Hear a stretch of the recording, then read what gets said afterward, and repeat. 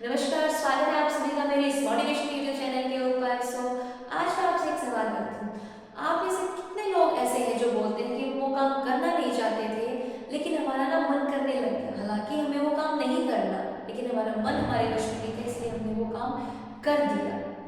अब सुनने में ये बड़ा छोटा सा टॉपिक लग रहा है, इतना कोई कॉम्प्लिकेटेड वर्ड नहीं है, लेकिन आप समझने की कोशिश करिए, एक बहुत बड़ा इश्यू है। क्योंकि कहा जाता है जब तक आपको ये नहीं पता कि आपका जो दिमाग है, आपका जो माइंड है, वो किस हिसाब से काम कर रहा है, कैसे काम कर रहा है।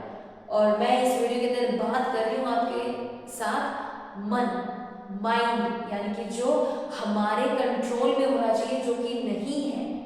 यानी कि आपका मन आपके कंट्रोल में होना चाहिए, आपके वश में होना चाहिए। आप किस डायरेक्शन में जाएंगे ये आपको पता होना चाहिए। अगर आपको यही नहीं पता कि आपका जो माइंड है वो किस हिसाब से काम कर रहा है, किस डायरेक्शन में काम कर रहा है, तो आप कभी भी अपनी लाइफ में सही डायरेक्शन में नहीं जा पाएंगे। हमेशा आप गलत डायरेक्शन में जाएंगे, या फिर मैं कहूँगी कि आप हमेशा एक डायरेक्शन छोड़ेंगे, दूसरे में जाएंगे, दूसरी छोड़ेंगे, तीसरे में आ जाएंगे, तीसरी छोड़ेंगे, चौथे में आ जाएंगे। कभी भी आप एक पाथ को सेलेक्ट नहीं कर पाएंगे। क्यों?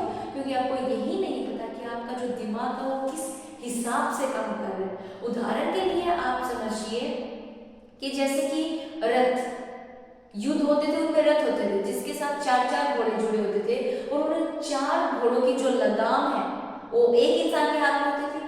अब आप मान के चलिए, अगर वो लगाम छूट जाए तो वो घोड़े कैसे जाएंगे? कोई उस डायरेक्शन में जाएगा, कोई उस डायरेक्शन में जाएगा, कोई कहीं जाएगा। यानी किसी की भी एक सही मंजिल नहीं होगी, किसी का भी एक सही रास्ता नहीं होगा, या फिर कहीं एक रास्ता नहीं होगा, सब अलग अलग रास्ते में जाएंगे। आपका जो मन है ना, ये बड़ा चंचल होता है, ये ना आपकी सुनता है ना खुद की सुनता है। यानी कि हम मन को बुद्धू बोलते हैं और ये हमें बुद्धू बनाता है। यानी कि हम चाहते हैं कि मन हमारे वश में होना चाहिए, लेकिन जो मन है वो क्या करता है, वो हमें अपने वश में करने की सोचता है, और जिसका शिकार हम होते भी हैं और हो भी रहे हैं। आप में से बहुत से लोग हैं जो ऐसे काम करते हैं, जो बोलते हैं कि मन कर रहा है इसलिए कर लिया, वरना कोई बेनिफिट नहीं था, सिर्फ मन कर रहा था। या फिर कई बार आप डिसाइड करते थे जंक फूड नहीं खाएंगे, फिर कई बार आप डिसाइड करते हैं कि हम पूरा दिन रील्स नहीं देखेंगे, कई बार आप डिसाइड करते हैं कि हम पूरा दिन चैटिंग नहीं करेंगे, कई बार आप डिसाइड करते हैं कि हम पूरा दिन किसी से बात नहीं करेंगे, फेसबुक नहीं चलाएंगे, इंस्टा नहीं चलाएंगे। आप ये डिसाइड करते हैं, लेकिन फिर क्या होता है, आप कहते हो कि नहीं हो पा रहा हमसे, हमारा जो मन है ना वो हमसे कंट्रोल में नहीं हो पा रहा। क्यों? ऐसा क्यों हो रहा है? क्योंकि आपको अपने दिमाग की सिचुएशंस को नहीं पता।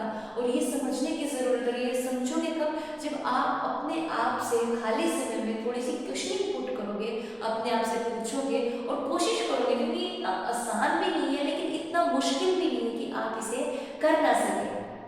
गीता में भी यही लिखा गया है कि जो इंसान अपने मन को वश में करना सीख गया, जो अपने मन को काबू करना सीख गया, तो वो आधी से ज्यादा कामयाबी तो ऐसे ही हासिल कर लेगा। और ये मन पर काबू करने की बात मैंने गीता से सीखी। भगवत गीता ने मुझे ये ज्ञान दिया कि मन को वश में करना कितना कितना कितना जरूरी है। आप एक बार करके देखिए, छोटी सी एक्टिविटी आप पूरा दिन में करके देखिए, चाहे कुछ भी हो। आप डिसाइड करिए कि आप आज 2 घंटे के लिए फ़ोन नहीं देखेंगे, या फिर डिसाइड करिए कि आप आज के लिए किसी के साथ चैटिंग नहीं करेंगे, आप खुद के साथ टाइम स्पेंड करेंगे। आप डिसाइड करिए कि आज आप कम से कम 1 घंटे के लिए बुक पढ़ के देखेंगे। तो इससे ज़्यादा कुछ नहीं होगा। आप ये मत सोचिए कि इससे बहुत ज़्यादा इंप्रूवमेंट आएगी, इससे ज़्यादा कुछ नहीं होगा, लेकिन एक सेल्फ सेटिस्फैक्शन जो मिलेगा ना, या फिर मैं कहूँगी जो छोटी सी खुशी आपको मिलेगी वो अलग होगी, और उसे आप फील कर पाएंगे। इसलिए छोटी सी एक्टिविटी आप कर कर देख सकते हैं, अगर आप चाहते हैं कि आप अपने मन को कंट्रोल भी कर सकें। भगवत गीता से आप भी ये लेसन समझ